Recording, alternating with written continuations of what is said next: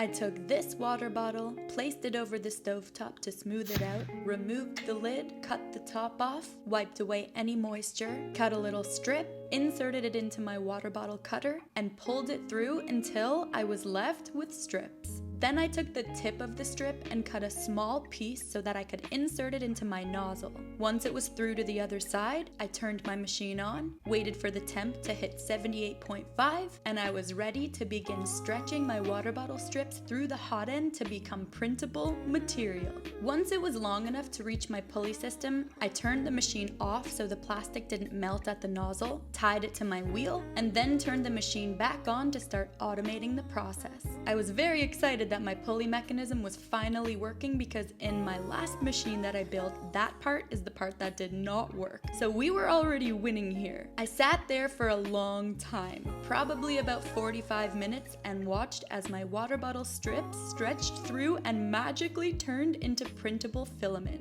This was the first time I ever actually got this right, so I was really excited and I sat there the entire time making sure nothing went wrong. And before I knew it, my wheel had an entire roll of filament on it and it was ready to print with. I made sure to grab the end of the filament so that it wouldn't unwind off of my wheel, and I was excited to see that my filament was 1.7 millimeters in diameter, the exact size needed to print with.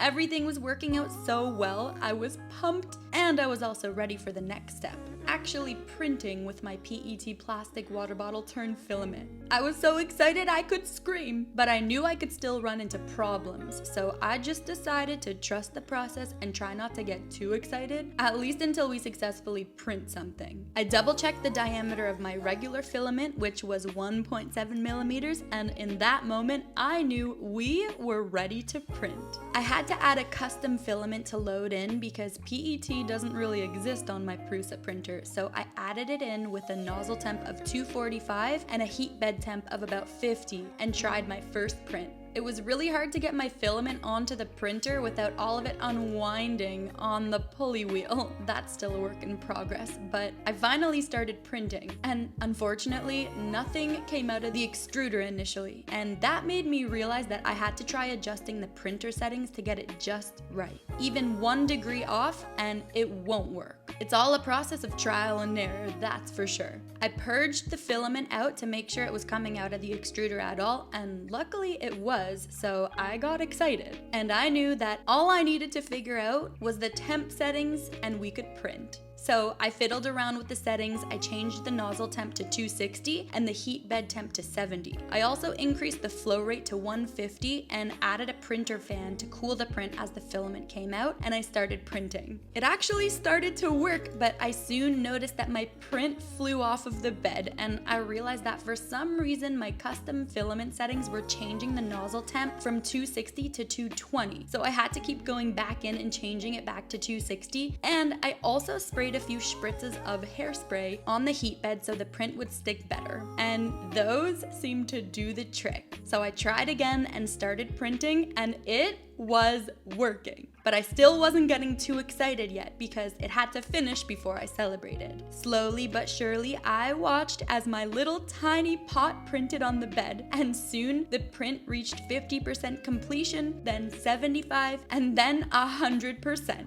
This was a huge win because if you've watched my journey over the past 2 years, then you know that I've spent those years trying to get this right. And finally, I built a new machine and I printed something with my water bottles turned filament. I thought it was pretty fitting to print this. A little plant pot giving the finger. Sorry for the derogatory nature in advance, but I really just had to say you to this whole experience because I was finally starting to kick its butt. I was learning so much about electronics, wiring, printing settings, not freaking out when something goes wrong, thermocontroller settings, burning out different elements and needing to order new ones. Let me tell you, the list goes on. One tiny error and the whole thing messes up. Well, listen, I removed the print from the bed and I removed the supports attached to it. The bottom kind of came off, which tells me I need to adjust the settings a little bit more before we get the printing just right. But this is a huge success, and I was truly excited to know that my hard work was finally paying off and I would soon become the queen of recycling. The first thing I want to do is print water bowls for the turtles at the zoo because it's something I've always wanted to do. Save the turtles, you know?